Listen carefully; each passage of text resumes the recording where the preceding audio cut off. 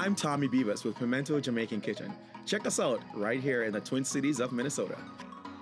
The type of cuisine we prepare at Pimento Jamaican Kitchen is from my grandmother Baby Lou's recipes. So it's some good, authentic Jamaican food, specifically from Kingston, with fresh flavors, fresh ingredients. One of the most popular dishes at Pimento Jamaican Kitchen happens to be our boneless jerk chicken. What's unique about this is no matter where you go in the world, Pimento is the only place where you'll find boneless jerk chicken. Why is that? Because when we first started right here on the streets of Minneapolis, we used surveys to get feedback as to how the Minnesotan palate would respond to Jamaican flavors. And even though Minnesota could handle the burn, the one area that they could not tolerate happens to be the bones.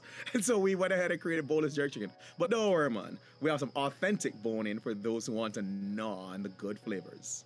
One item that most people come to Pimento for that is a best kept secret, I'd say, is our oxtail. So imagine some braised oxtail simmered with butter beans and served over some coconut rice and beans, sweet fried plantains, and island slaw. We have the grandmothers of the suburbs coming into the city just to get a taste of it.